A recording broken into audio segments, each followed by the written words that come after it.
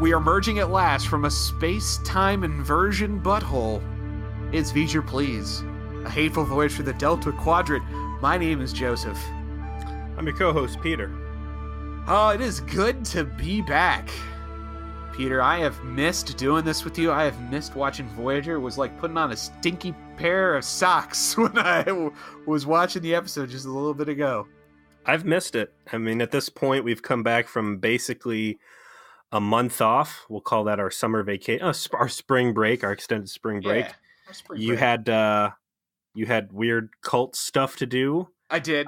I went to Cancun and I got I don't know if you know this, Joe, but when you take a 36-year-old guy who records Star Trek podcasts in his basement and you put him in fucking Mexico on the sandy beaches of Cancun, even with SPF 50, which is like the super nerd cream, you still get the shit burned out of you. So 2 weeks later, I'm like a lizard down here. I'm like gold member peeling off flakes of skin and storing them away.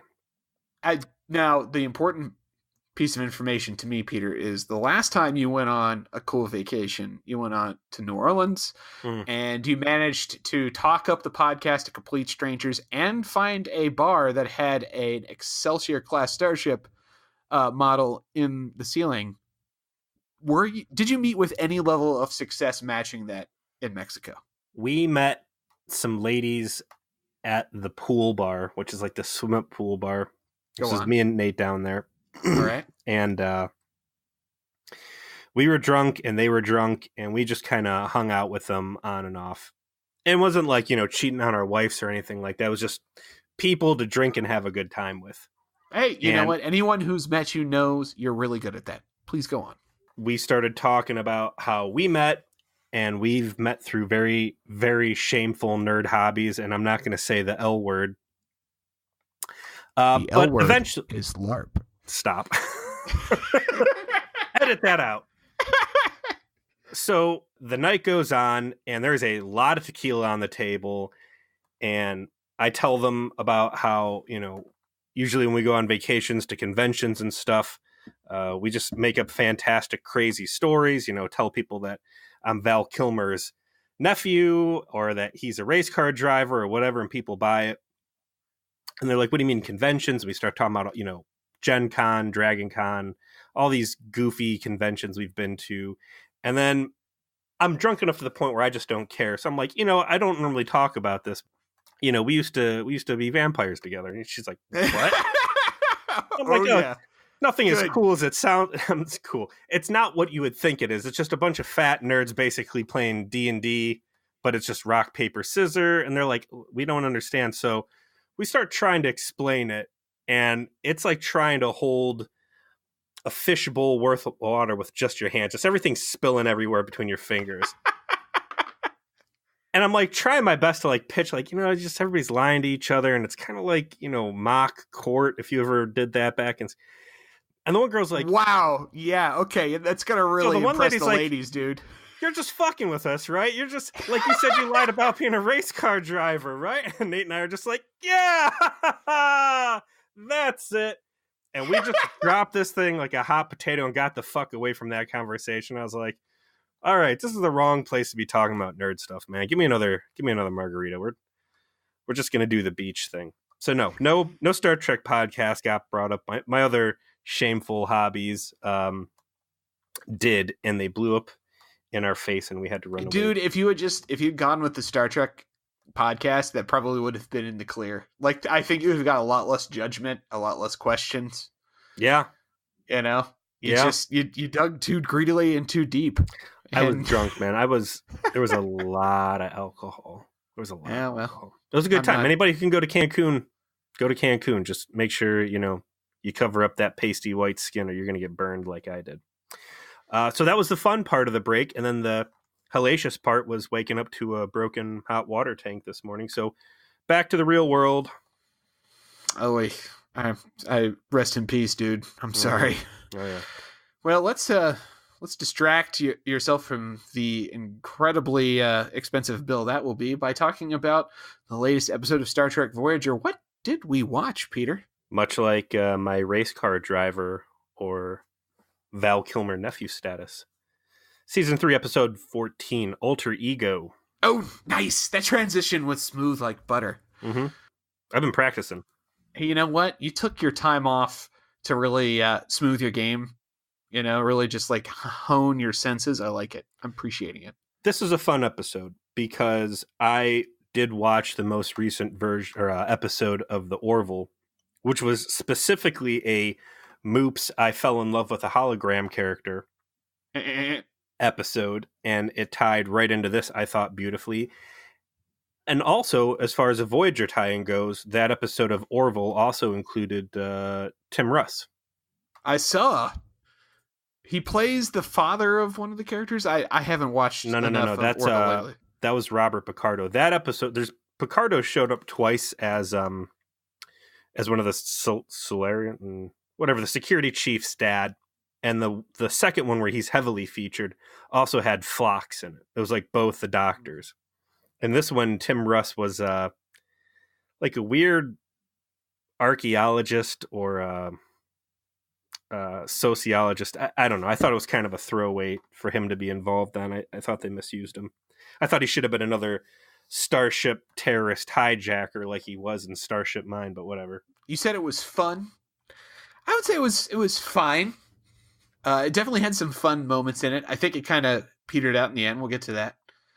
But it was a nice kind of easing back in. It wasn't terrible, but it was bad enough that I was able to like find things about it that Stevie and I had a good laugh at. And it certainly it gets to the point pretty quick. I think before the credits roll, they set things up. And where we start is that Voyager's doing sciencey things at a thing they call an inversion nebula. What is an inversion nebula? What is inverted about it? They never actually fucking explain. But it's an inversion nebula, and apparently that shit is rare. Like, they're just giant explosives in space. And so they never last long enough for the Federation to science them. And so Janeway and her inner science nerd is very excited the fact they've suddenly just blundered into one, and it seems to have its shit together, and they just, they want to stick their fucking nose in it and find out more, which I get. They actually have a line where they explain the benefit to the ship for researching it, which I'm like, okay, at least you did that. That's all I needed, man. Yeah, they're like, hey, if we can find out what's keeping these plasma strands from igniting, we could contain warp core breaches or any other plasma fires. And I was like, that's exactly what I'm talking about. Put something on the table that the Starship Voyager can take away from this experience that justifies you cocking around in here for 2 or 3 days. That is a great application of Federation science and advancing Starfleet technology through observation, a good reason to lollygag. Okay, so, they're like, Federation scientists say this thing is impossible. This should never happen. Do you think the crew's just kind of like cringing a little bit like, man, the last time we saw something that shouldn't happen, which is like, a supernova we witnessed, it was a Q episode. Like, is this more Q continuum BS? On one hand, the show would be so much better if they continued to have a better sense of continuity with this sort of thing, but I get why they can't go quite that deep. Like, it would be interesting if they're like, well, this is another unexplained phenomenon. Is this leftovers from the Q deciding to fight amongst themselves? But I'm okay with them setting up just this, random space weirdness. Like you said, they explained enough to say why they would care. That's all I need. I don't need them to go back, reach into every past episode, and use that as a bulwark for understanding this episode. They don't want to serialize the show. That's fine. Sure.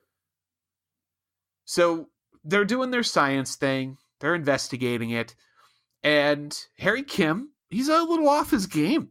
He's a little distracted. He's not having a good time up in his station. And we cut to Tuvok in his quarters playing Cal To, which is something that ends up, I guess, being a recurring item on Voyager the rest of the way. For those of you at home, who would like to know what the visual is on this, imagine Tuvok sitting in front of a table, and he has a bunch of McDonald's coffee stirs that he has stolen, and he is trying to hot glue into the Epcot Center sphere. It's basically space Jenga. That's what it is. Like, we're gonna. What if the Vulcan game was just Connect 4? Hungry hippos, and he's just sitting there playing by himself. I am so logical, enlightened. Oh, eat the marbles. He's got Operation going, and like the door opens. He's like, bzzz. We're going to hear about how this game is like the most complex thing, and it makes chess look like tic-tac-toe and all this. It's just Vulcan Jenga. Mm-hmm. That's all it is. And Harry kind of invites himself in and says to Tuvok, I need some help in how to suppress my emotions, because I've got feelings I don't want. And he expresses that he's in love. And Tuvok asks, with who? And Kim says the name of the person. What is the name of this person? Oh, you're trying to call me out along yes, there with, I am. On the V'ger Please support group. Who is this? Yes. Casey Wellman. I don't know if Casey's the right way to say your first name, but since you're going to bust me out on mispronouncing thing, Cassie, I don't know. Casey Wellman. What's this lady's name? Clearly, Peter. Your wife's name is Casey. You know how that is spelled. Casey's it's a dodgy name. There's many ways of spelling and pronouncing. So Mariana, I don't know. Miriam. We're going to call her Miriam for the rest of the episode. We're going to do that now. But Tuvok notes that Miriam is not a name of anybody that's on the vessel, because that is an incorrect pronunciation. He says, I know, it's a character on the holodeck. And this is supposed to be a big, like moment. Like, what? You're in love with someone on the holodeck? It must be a Thursday in the Federation. This is a interesting scene that we're getting here, because the last time we had Tuvok in his quarters and Harry Kim coming directly in was back on Lame House on the Prairie, when Kim was like, hey, we need to go get Janeway and Chakotay, and what you're doing is wrong. And Tuvok was basically like, get the fuck out of here, or I'm going to court-martial you, and I'm not putting up with your bullshit. So Kim choosing Tuvok as his mentorship figure, they've never really repaired their relationship after that kind of that ass handing that Kim received. I thought this was a good episode to mend that bridge, but it still seemed like it kind of came out of left field. They haven't really addressed it at all, which I guess is a good reason to do it. Mm-hmm. Like, it's time to do so, but yeah, I agree that there wasn't really any setup to doing it. That's really the only two things I can say that I've ever remembered Tuvok and Kim directly interacting on, was Kim getting real foot stompy about going to pick Janeway back up off Monkey Planet. And the one time that Tuvok showed us you could like direct message people with the communicators when he dissed Harry on the bridge for some little outburst he had. Kim looks kind of weird this whole thing. The first scene where they showed him, I was like, man, he looks weird. He looks like he didn't get any sleep. And I know it's going to be a holodeck episode, but he's just like up partying all night on the holodeck. I guess through this entire episode, he had the flu really bad. And what looks like him being tired is just what people look like when they've got the flu. The notes in Memory Alpha for this episode are extremely enlightening. Oh, yeah. I think it's worth pointing out now that the director of this episode was none other than Bobby P. himself, Robert Picardo, who's, I guess, the second cast member to be turned director on the show. Robert Duncan McNeil got it first. So, evidently, yes, Garrett Wang had the flu, so it sort of worked for his tortured kind of feelings about what was going on. Then he felt distracted and all of that kind of played in well on accident. And then, well, we'll get to the only scene the Doctor has later. Yeah, Robert Picard will go through what they call Star Trek University, and that's where actors get to graduate up to director and learn all the parts and processes on that. But back into the Tuvok Kim scene, like you said, I like that they go right into this. There's no coyness about it, that Kim recognizes what's happening as abnormal. It's something he wants to stop. And, it's kind of a toddler, this infant approach of like, oh, if I can't control my emotions, I just don't want emotions at all. But I found it refreshing that instead of it being this long drawn out process of his friends being like, dude, you got a problem, he goes right to, position of authority. And it's like, help me. I'm kind of effed in the head. And hey, here we are without a counselor. Now is as good as time as any to broach the topic, Peter. This episode doesn't say a lot, yet says so much about how 24th century people are about their quote-unquote relationships with holograms. And we get a few different perspectives through the episode. We've got Harry, who's torturing himself over the fact that he seems to have fallen in love with a hologram that he met a couple days ago on Neelix's sex farm. And you've got Tom Paris, who's going to come in later with a pretty shoulder-shrugging attitude about it. And then even B'Elanna has a hot take later on. So I want to ask you, what was your impression of the actual way the writers intended to portray the idea of someone, quote-unquote, falling in love with a hologram? I want to go deep in the nerd forest on this. We're gonna go deep in the weeds. It's why I expected to go. I have a machete, and I am prepared to defend myself. Going super nerd here. To my understanding, and I've not read any Memory Alpha entries or anything, but the Galaxy-class starship inclusion of holodecks was a big deal to the crew in Next Gen Season 1 Encounter at Farpoint. It blew Riker's mind.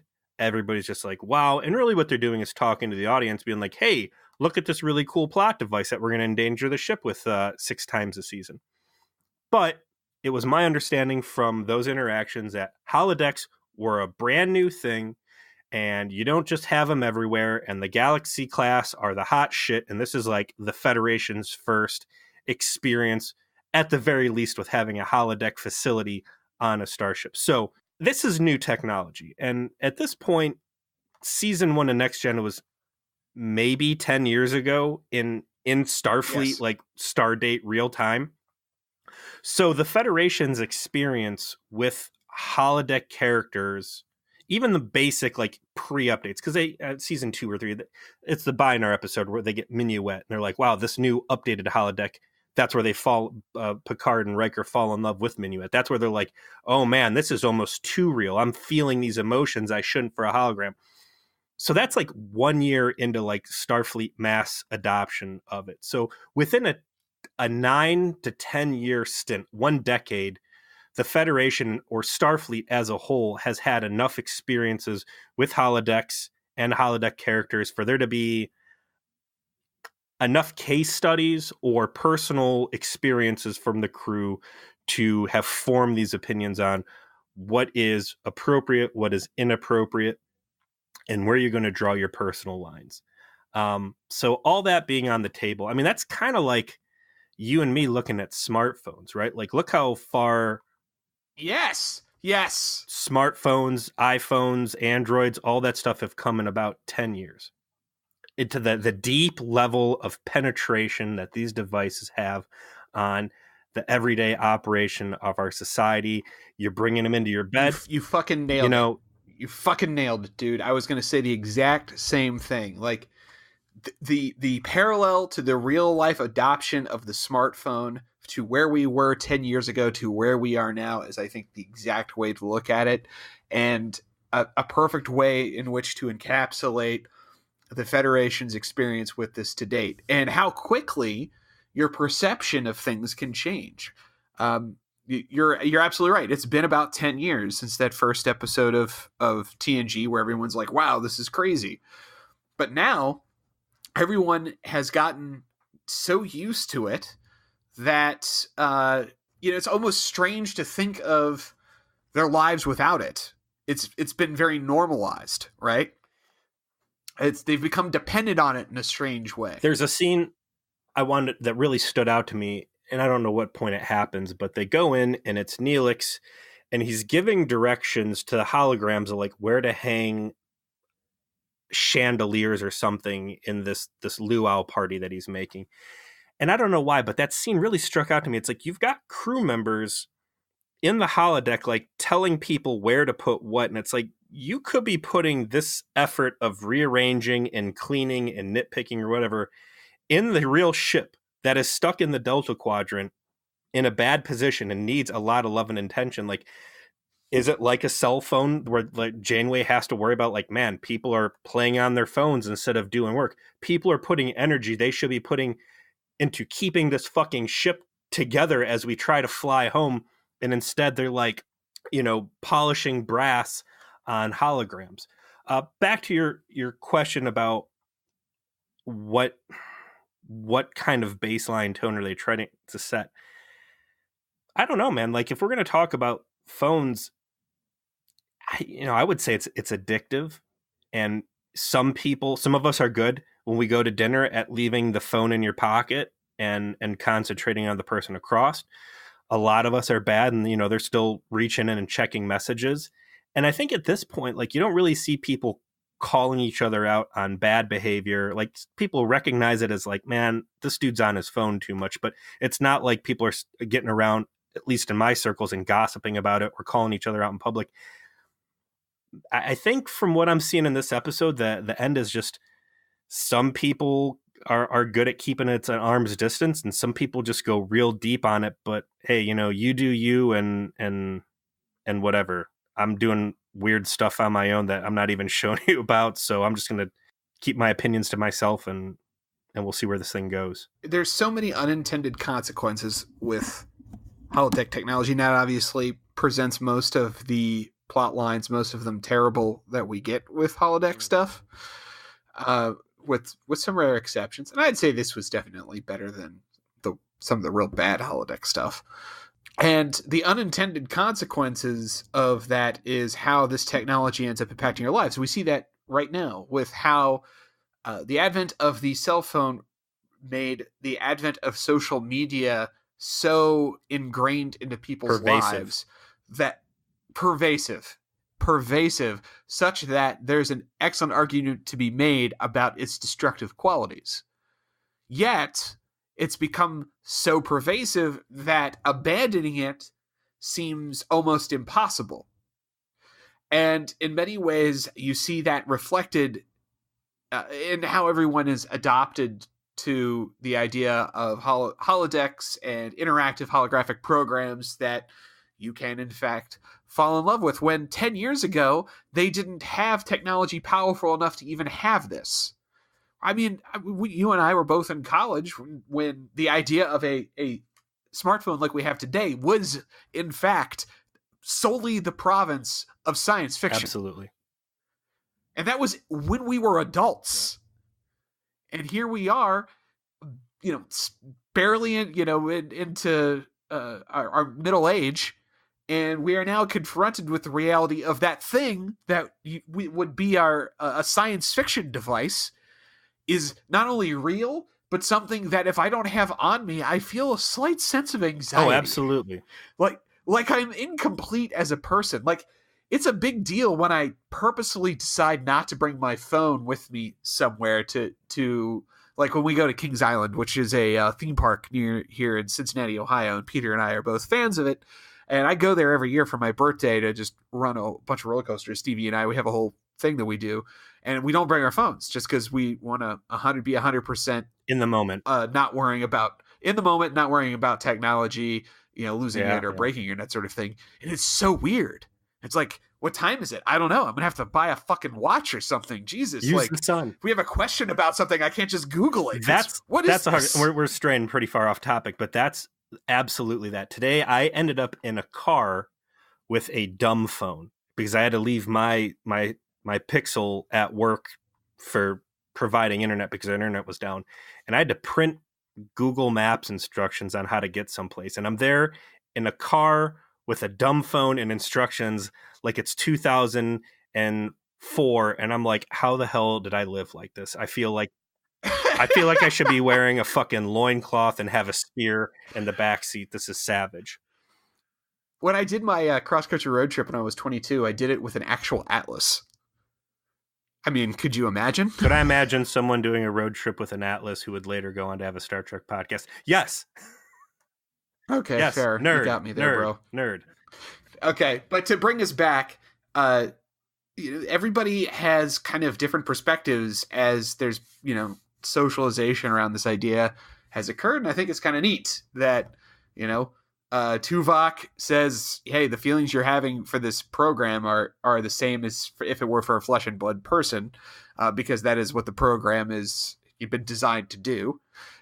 Where Tom is like, yo, buddy, you shouldn't beat yourself up. Like, who hasn't fallen in love with a hologram before? Come on, man. I liked his advice. Like, who hasn't shit posted to Reddit before? Who hasn't posted a troll meme before? Man, it's happened to everybody. And you stick with your normal regimen. Like, he actually has an over-the-counter solution for Harry to pursue it.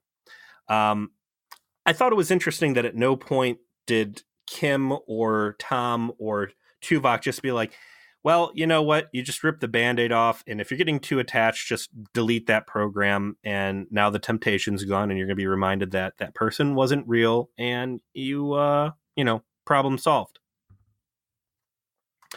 Yeah, well, I guess that does happen in a way, because eventually Tuvok does try to delete the program. Yeah, but that's not the first wave response of how to deal with this. So Tuvok takes Harry down to the holodeck. He's like, let's go confront this, and I'm going to show you some Vulcan shit about how we're going to identify the patterns of what you're seeing. And there's two things that happen in this episode.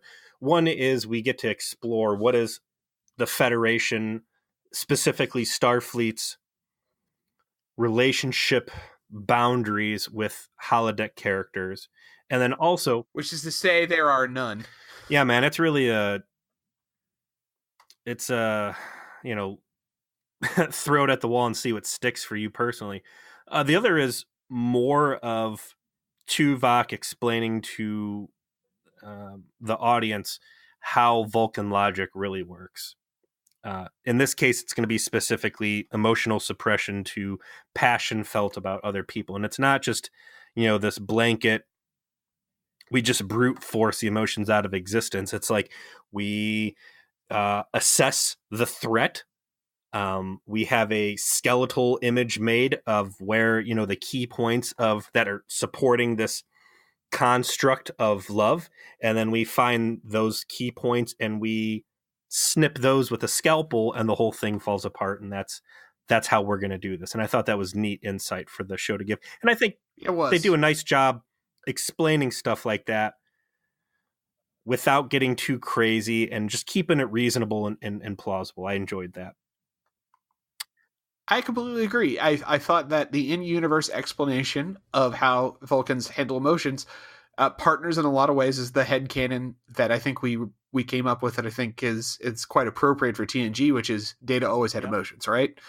We came to conclusion while we were meandering on that topic that actually Data had emotions the entire time on TNG. They were just simply super turned down.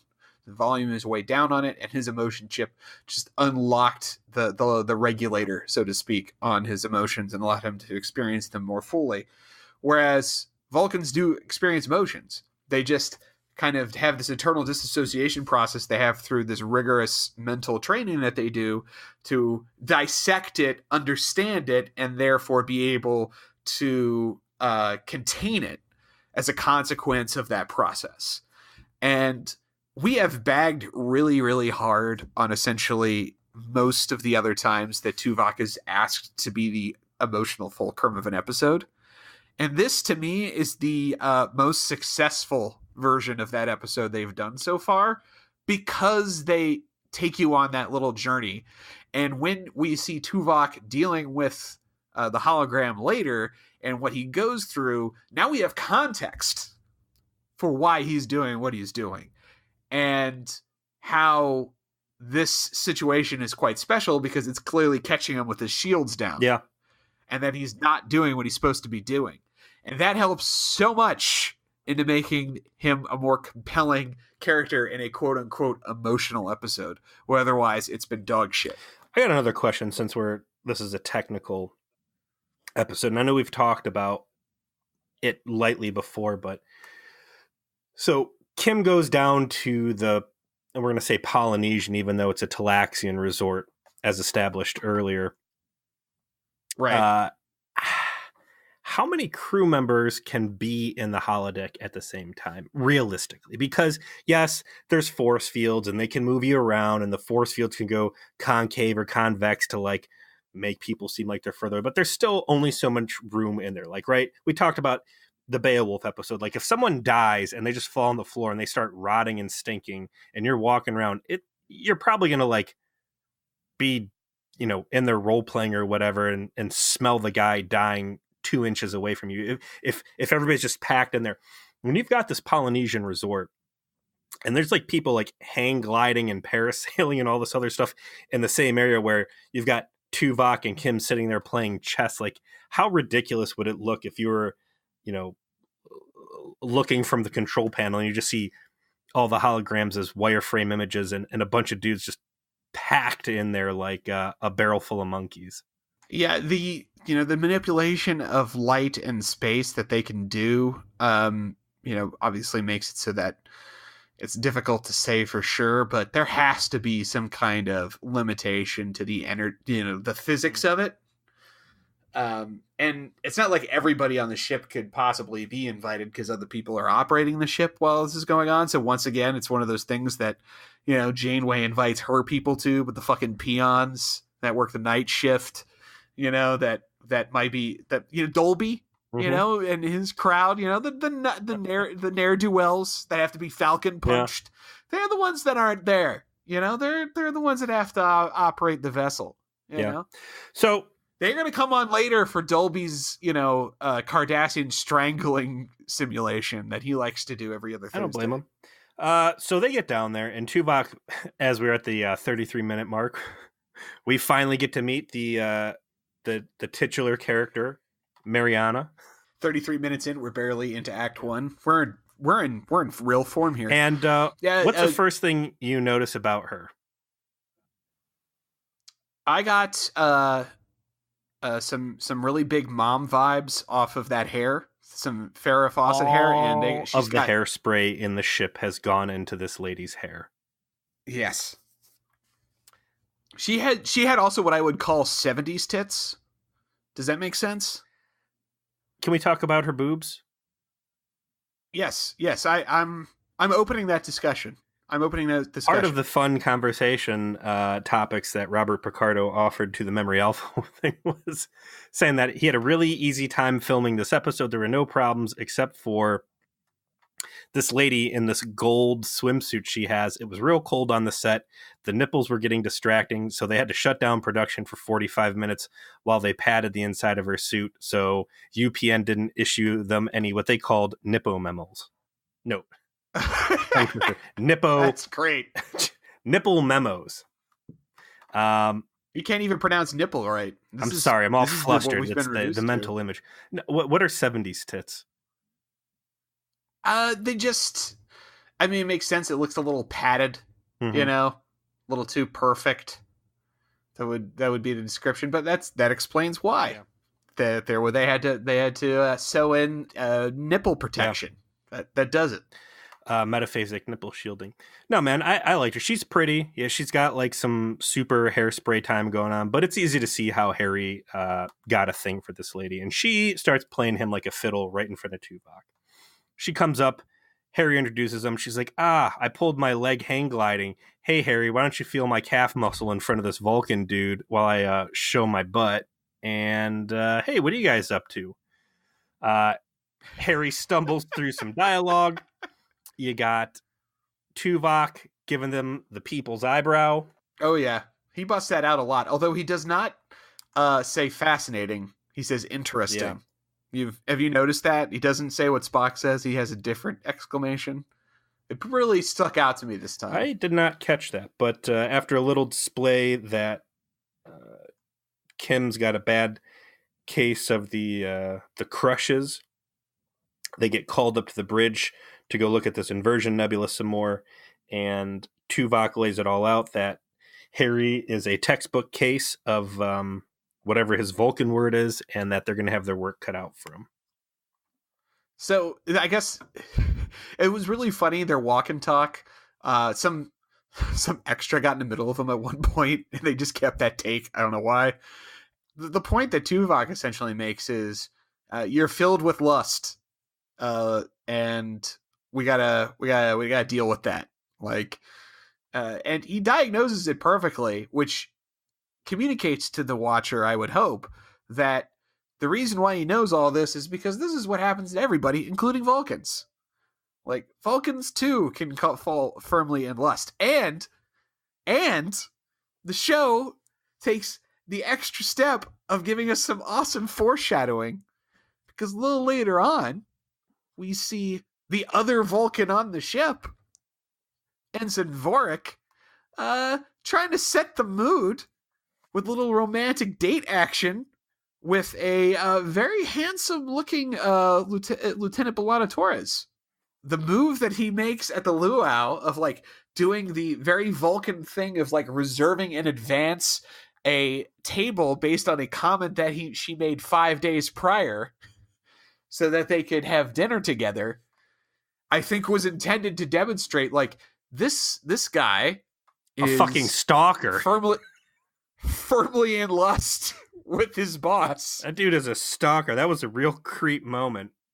What's that? Hold on. That wasn't a creep moment. It wasn't a creep moment. He's like, I made a reservation. Would you like to go get dinner? He's like, I made a reservation with this table for this thing I know you like, because I put a note in my book about Bellana about how much you said you liked this one thing. So we're going to plan a whole, like, dude, you keep that stuff behind the curtain. You don't, if you're Fred from Scooby-Doo, you don't show the monster the trap you're laying for. You don't get the blueprints out, all right? You just... Hey, he's a socially awkward Vulcan. That seemed adorably charming to me and not stalkerish. He gets stalkerish later, as we'll find out, but right now it was just like, you know, your nerdy friend trying to put the moves on a chick he likes. And speaking of the background characters, I did like, you know, you mentioned that ensign walking and like bumping into Tuvok and Kim. I think stuff like that's cool. I wish they do it more where it makes the ship seem lived in and not just a set piece. I want to ask you a question before we move in deeper. Do you think these resort holodeck characters are supposed to be self-aware of the fact that they are characters in a holodeck simulation? They are not supposed to be, because there is a specific example of a recurring character that is from DS9. I've mentioned it before. Vic Fontaine is a character that gets introduced in DS9 that is a self-aware holographic character, and that is something that is established from the beginning of when he's created, and is remarked upon by the characters. Like, wait a second, he knows he's a hologram, and he's like, yeah, I know I'm a hologram. Like, and so they're not supposed to be self-aware. Especially, I guess, like the quote-unquote entertainment holograms aren't supposed to be. Obviously, the Doctor is self-aware. I like that division, and we'll get into that in a little bit. So, because I thought Marriott, what are we calling her? Miriam. Shout out to Casey again. Miriam, not my wife. I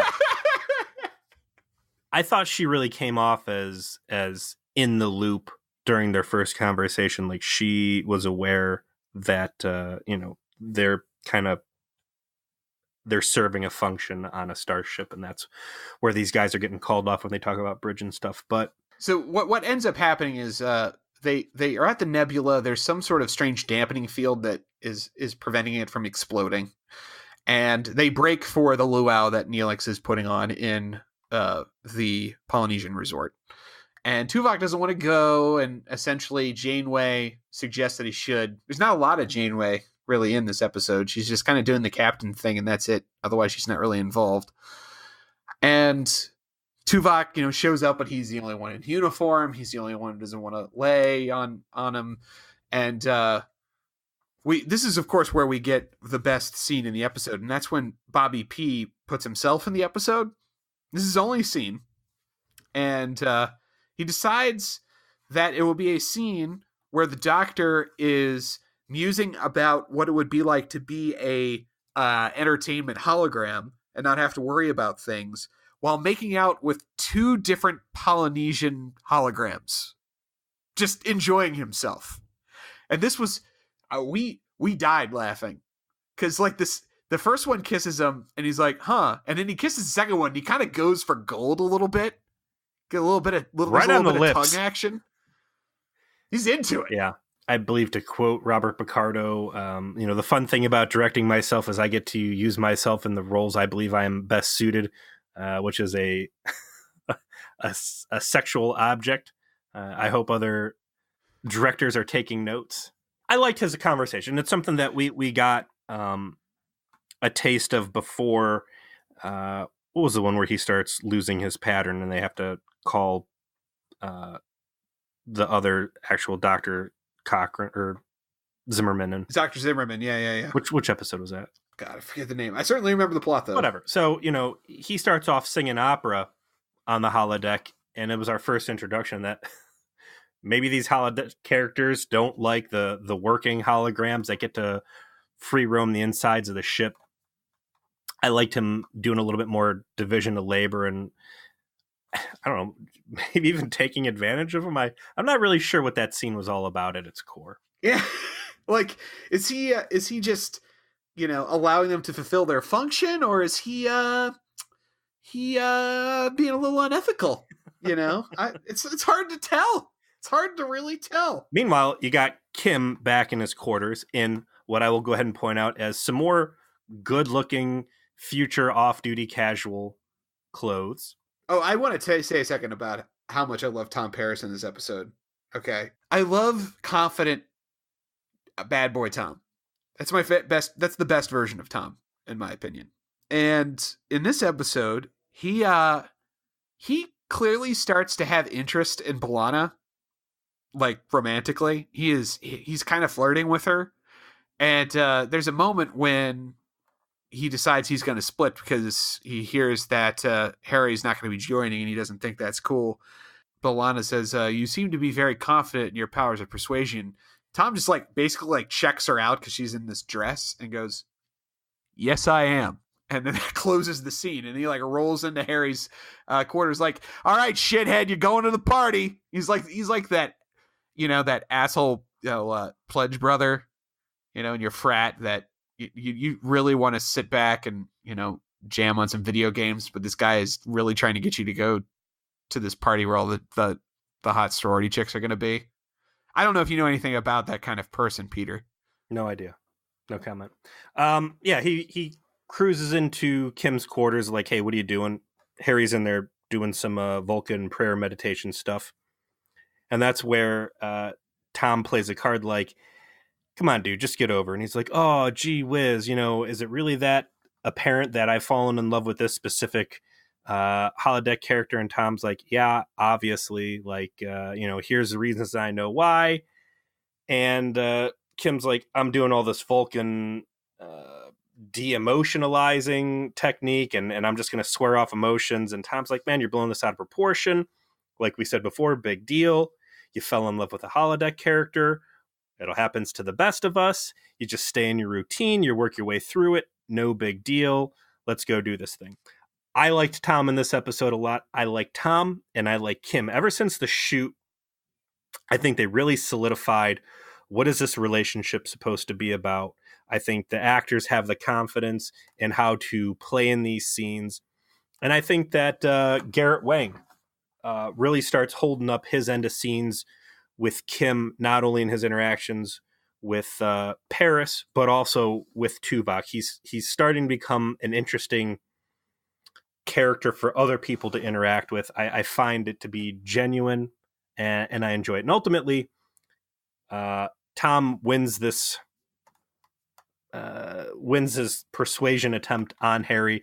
He goes to leave. Harry's like, hold on. Actually, this sucks. I'm bored. Let's go do this after all.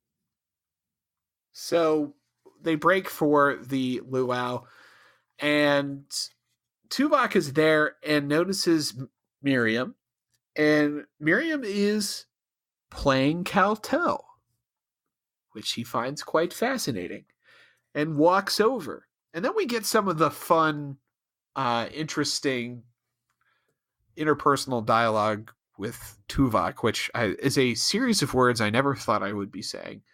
But Miriam basically clocks him cold on how it is that he's dealing with his emotions and how it is that he is essentially being emotional right then and there by the way he has arrived at the party. And it captures his attention in a way that is quite well portrayed and quite striking. And for the record, she basically calls him like a little emo bitch. She's like, oh yeah, you're just being petulant and you're wearing the uniform to draw attention to yourself, and you're not wearing a lei because, you know, you're trying to make a statement, and you're just being a total attention whore. And, you know, there it is. Yeah. Calls him straight out. And he's like, this is my fetish. Go on. I mean, seriously, like he's like, I'm into this. Oh, would you like to see my other holodeck program where I strangle Neelix repeatedly? Trust me, you'll want to do it after you meet him. I was merged with this guy at a molecular level for 2 months. To kind of speed things up, because, man, we haven't done this in a while because we're already at 48 minutes and we've barely scratched the surface. We got to hit the important parts. Let's talk about Borix buttoning a Hawaiian shirt up to the top button. I thought that was awesome. That was such a nice touch. He's like, what the fuck is he wearing? Is that one of Neelix's shirt? And then I realized it's a Hawaiian shirt, and I had never seen someone button a Hawaiian shirt up all the way. It is awful. It is almost as bad as his hair. The only thing that would have been better is if he had a tie on. Like, yeah, bow tie. If you like formalized it like too much because he's an alien. Like, I thought that the fact that he had it buttoned up to the top button was perfect. Like, that is exactly what a Vulcan would do. That's good. Awesome. We get the foreshadowing of Vorik's interest in B'Elanna. Tom's like, got a little outmaneuvered there by the nerd. All right, I guess I'll go see what Harry's doing. And Harry sees Tuvok and Miriam talking and is like, I'm getting the fuck out of here. I don't think I like this scene. And there's seeds of jealousy that we see that ultimately come to some fruition later. But the point is, throughout the rest of the episode, we see Tuvok interacting with Miriam and clearly interested in her. And it's clear that there's something going on with her that goes beyond normal hologramness. There's little tiny musical cues that tell you something sinister is happening. There's a moment before they cut to commercial where she, you know, Tuvok walks away and she has this evil little smile as she turns her back. Yeah, I mean, they do the thing that you hate, like the thing they didn't do in Fair Trade. Yes. And kind of set up the face heel turn a little too much. But what we find out is that, of course, all of these not subtle hints are there for a reason, because this hologram might be evil in some way. I mean, I guess there had to be a plot, but they end up discovering that there's some reason why this dampening field is occurring in this nebula that shouldn't exist. There's some source of it. They want to research it. And so it sets up them trying to maneuver around it, and they start having ship problems is kind of what I want to get to, because that ends up being a big part of the plot. Writer Room at this moment does a good job of creating the breadcrumb trail to the faithful Star Trek viewers, the guys who've been in it for a long time, because we see the character of Miriam evolving beyond what she was supposed to. She's picking up Vulcan culture. She's growing. She's honing in on them. We see she's a little evil. And it really starts painting pictures of Moriarty from Next Generation. And before I could even get it down in my notebook, they flat out call it out. Like you said, there's chapter and verse. Yeah. There's some ship systems acting irregular. They lose propulsion. Ultimately, Tuvok rolls down to the holodeck. He gets caught with Miriam by Kim, who's like, I trusted you. I told you I had this crush on this woman. Now you're trying to F her behind my back. You're a piece of garbage. She's like, no, guys, don't fight. And finally, like, Tuvok hits his boiling point. He's like, this has gone too far. I see, he doesn't say it, but basically acknowledges that he has kind of lost control of the situation. He's like, I'm deleting this lady. It's a problem, and we're going to end this right now. Kim storms off, and Tuvok gets back to his quarters, and he sees something that he should not see, and it is this holodeck character in his quarters cleaning up the place, wearing a Starfleet uniform, and she's got the doctor's holo emitter chip tagged on her arm. So they very cleverly explain that she basically dodged the delete and headed down to the med bay and slapped that thing on. And she's very much aware that she's a hologram. And like you said, they set up the breadcrumb trail to make you think that this is another Moriarty situation. Which I was pumped about. Yeah, and I knew what was actually going to happen. I did not recall how well they kind of head faked it with setting it up. Right down to her control of the ship. Like that she has started to affect the ship's systems in several different ways. She's got some level of control of what's going on, which is, again, much like what Moriarty was able to accomplish. And all of this to say that they determine that this is occurring. They have a briefing after they try and deal with her, and she vanishes from Tuvok's quarters, that they need to go back to the holodeck to try and stop her, talk to her, do something. And to be clear, Tuvok's not fucking around with her at all. When Tuvok walks in there and sees her, like, he calls intruder alert and gets a security detachment down there because, again, they've had experience in the Federation with this level of holodeck malfunction.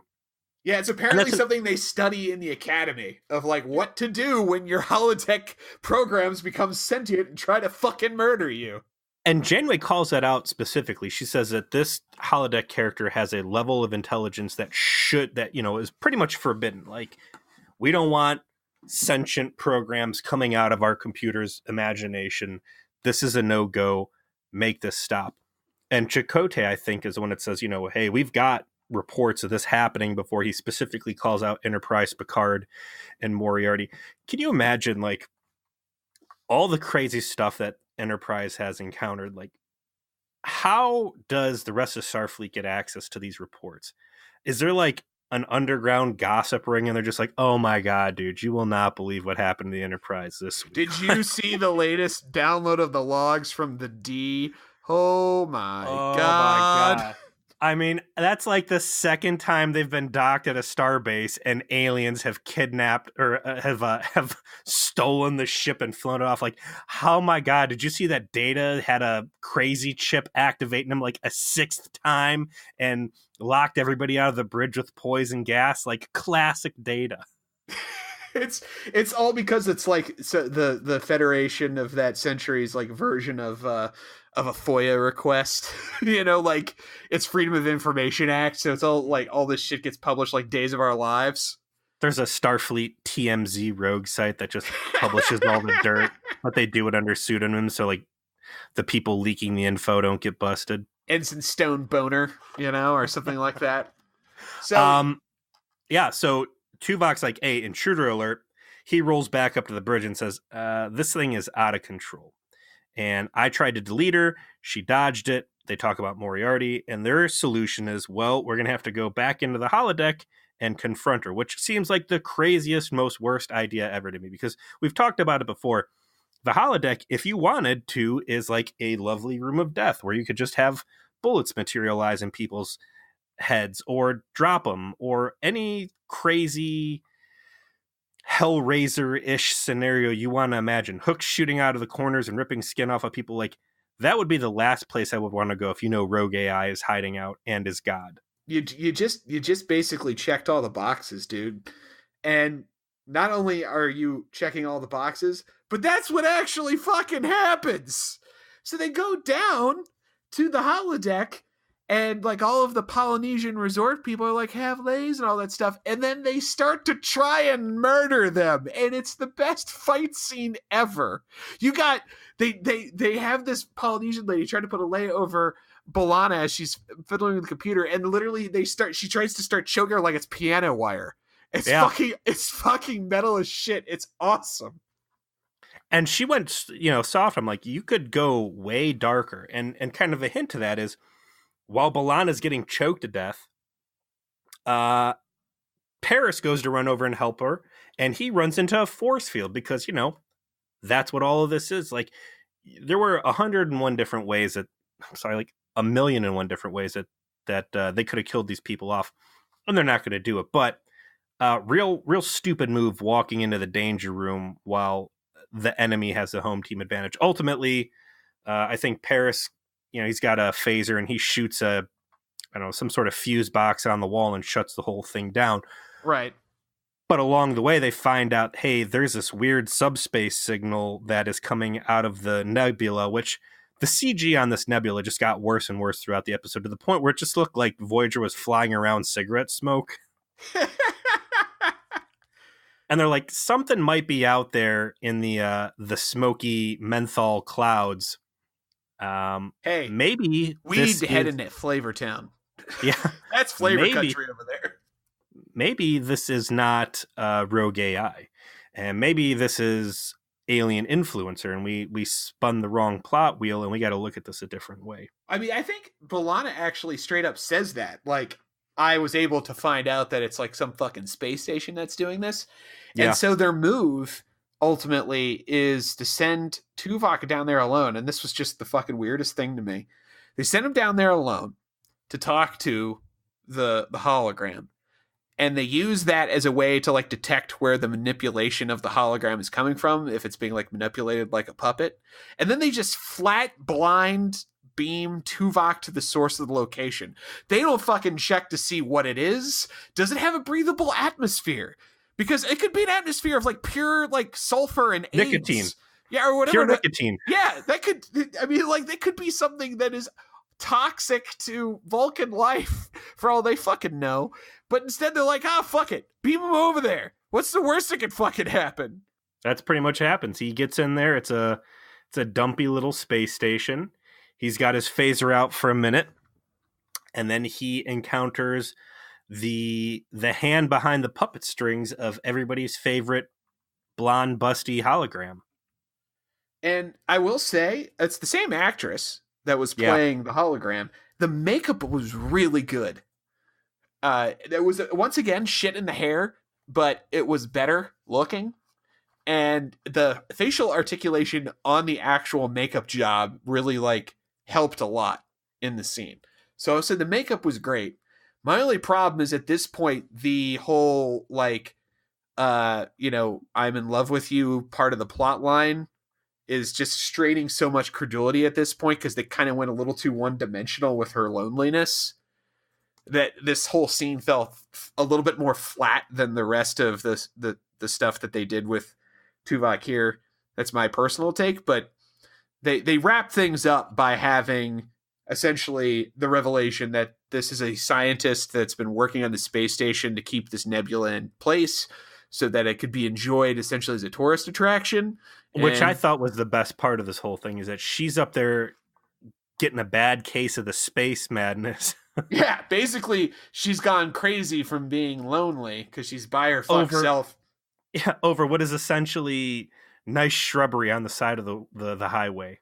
She didn't expect to run into a, she likes to like get into the ships that pass by as like database and like learn things about them, because she's a shy, socially awkward science nerd and not good at social interaction. They paint it that way. She's not evil. She's just, weird. she didn't expect to run into a holodeck and then be able to be this person and then interact with everybody, and things kind of spiraled out of control. And they definitely paint the situation as this is a big tragic misunderstanding, you know.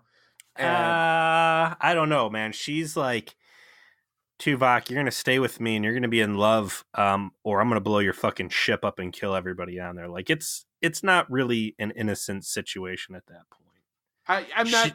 Yeah, okay. I guess it's somewhere between she's evil and she's just weird. It's not that she's malevolent. She's just kind of desperate, you know. She's a little out of touch with polite society. Yeah, that's how they portray it. And I get it. I get what they're doing. And boy, is she ugly. I don't. Yeah. It's her long, crimped beard hairs that are the real turn off. It real nasty. Like they did a great job of making her ugly while making it look really good. Yeah, you take an iguana, you put a beard on it, you hit it with a flat iron, and you give her the ability to blow up your ship, and that's what Tuvok's dealing with there. But I agree. I think once he's on the space station and starts engaging her in conversation, that's where the episode kind of, the quality goes down on the writing. Yeah, I don't know what the right way to have salvaged this, short of Tuvok, like, you know, her not backing off and Tuvok having to phaser her and feel bad because he regretted that there was a feeling and a fondness, and that he didn't like what he had to do, but he did it because, you know, he's a company man. Maybe that would have been the right way. But at the end, he's like, hey, how about this? Instead of blowing my ship up and holding me hostage, why don't you rotate out and go back to your planet and hang out with some people? And she's like, oh yeah, that sounds like a great idea. I'm going to do that. But literally, that's what she says. Like, oh yeah, I didn't think about that. How logical. That's what I should do. Hey, why don't you just quit being depressed? You know what? That's a great idea. I'm going to do that. I'm going to do that. Thanks, buddy. Thank you. But she's like, but what about you, Tuvok? You're still going to be alone forever. And Tuvok kind of takes that to heart, and we get a closing scene of him starting to buddy up with Kim. I like that. I thought it ended on a cool note with him being like, you know, I kind of effed you, and I'm sorry. Yes. I didn't mean to. And it put a nice bookend on the idea that the episode's main drama was him not, you know, you got to see how a disciplined Vulcan deals with emotions in a way that's suboptimal, but still like very much like realistic in the setting of 24th century Star Trek. And that this is him basically, he comes, he apologizes, and he does so through, I am showing a gesture of my regard for you, what a Vulcan might call friendship, by bringing Calto and essentially agreeing to teach you how to play, because I want to show you that you are meaningful to me. I thought that was cool. I liked it. They brought it back up there right at the end with that scene. And I also like the fact that Kim's pretty butthurt at the end of this, and he's like, I thought humans are too stupid to play this game. He's like, well, most are. And like you said, he butters up a little bit. It's like, but I think you've got the potential. And then Kim's like, doesn't this take like years to learn how to play? And it's like, dude, you guys are trapped in the fucking Delta Quadrant for the next 75 to 130 years, depending on how many pit stops Janeway wants to make. Like, you got all the time in the world to play Vulcan space Jenga. So I overall pretty good. Fell apart there at the end. But plenty of pretty funny moments, plenty of interesting headcanon exploration as to how people react to the idea of falling in love with a hologram, how holographic technology has integrated itself into society. Plenty of dark jokes you could make at any time about like the level of sexual deviancy in which Tom Paris has no doubt engaged on the holodeck. Like he seems just like, this doesn't give a fuck. Overall, I'd say this was a pretty good one to come back to. I would say that this is really good for Voyager, and I think this is a great example of how Star Trek does a light episode with humor very well while still having significant stakes involved. And I think that if you could normalize every single episode of Voyager to be at this level of quality, you would be dealing with an entirely different beast overall. Yeah, you would have to sacrifice the projections and life signs and eye of the needle, but if it meant getting rid of 37s and a lot of the other just pitfall episodes, Voyager would come out a better overall product. I think you really reminded yourself this week of how terrible some of the writing of the show was. Dude. I still haven't been able to weigh in with a vote. So, on the trauma support group, we're doing, I'm going through and recapping season 1 and season 2, the best of and worst of. And right now it's season 2, the worst of. And holy shit, there was a lot of bad episodes in that season. And I'm going to have to go through a festival of garbage. Oh my God.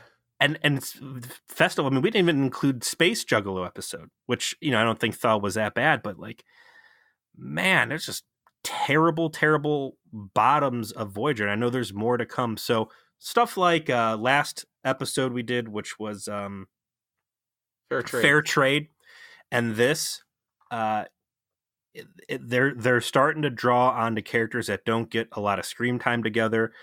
The humor is there. The humor is well placed. And like you said, just discussions about holodeck technology, holograms, the Federation's interaction with it. Like, it's cool. All the logic stuff between the two Vulcans we're starting to see. Like, it's just cool stuff. And it's not, run and gun phaser fights, but certainly it's better than... When you compare it to dealing with the 37s or a low Amelia Earhart didn't just pop out of the fucking... come out of a basement. This episode was relatively well constructed. It had some interesting things going on and managed to make Tuvok the emotional fulcrum of an episode and not be shitty. And it wasn't so long ago that seemed impossible. Again, how do you use Tuvok correctly? And it's a question that even we have a hard time, because as soon as you take him too far away from his core base of what he should be, without going like into real talk Tuvok territory, like you said, it's hard to take this cardboard cutout, popsicle stick of a character and make him interesting. And I think playing him off of very emotional people in very emotional situations is the right way to do it. So good job to everybody who was involved in producing this. So that wraps up our discussion of this episode. What do we have coming up next? Give me a second, because I forgot to pull that up. I'm off my game. Oh, I caught you napping. Yeah, I knew there was something I didn't do. All right, we're going into season 3, episode 15, Coda. And we see, I don't know, all the bridge crew in the mess hall with what looks like an admiral standing in there. Chakotay and Janeway crash on a planet and are stuck inside a time loop in which Janeway dies. This sounds awful, Joe. This sounds like everything I don't want out of Voyager. Namely, time bullshit.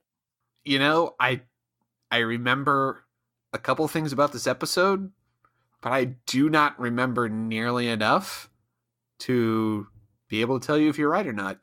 I know the episode that comes after this relatively well.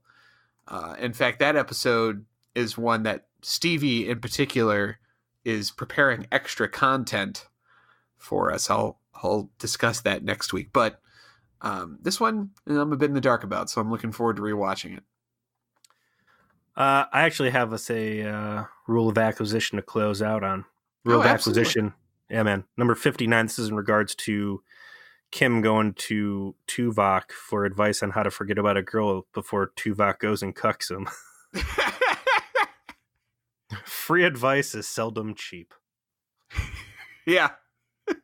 Don't go to Tuvok. He's Mr. Steal Yo Girl. Steal Yo sex doll. All right. So thanks for sticking with us here on Feature Please. We appreciate all the love and support we've gotten during our vacation. We've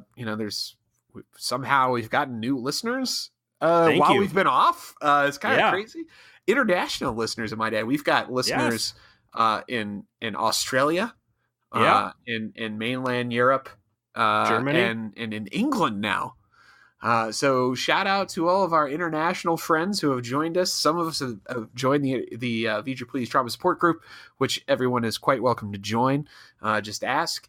Follow us on Facebook primarily. I do try to keep our Twitter relatively updated. I'll do my best there, but I am, officially entering middle age. So please. That Riker Googling him asking if Foghorn Leghorn is racist.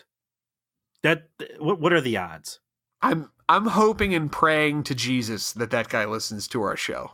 Riker Googling, if you're out there, you bring me immense joy with your work. Thank you. And even if you're not Riker Googling, you bring us immense joy by listening.